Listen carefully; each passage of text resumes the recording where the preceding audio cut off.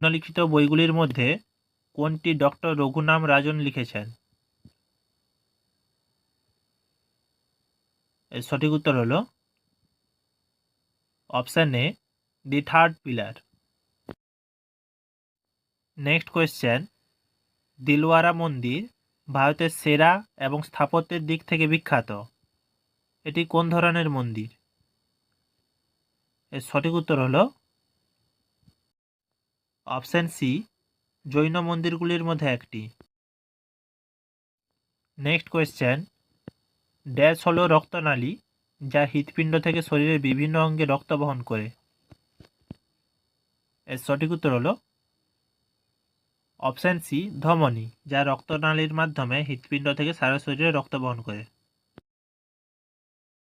Next question, কোন স্বাধীনতা সংগ্রামী 1925 সালের কাকোরি ট্রেন অ্যাকশনে জড়িত ছিলেন, যার জন্য ব্রিটিশ সরকার তাকে মৃত্যুদণ্ড দেয়?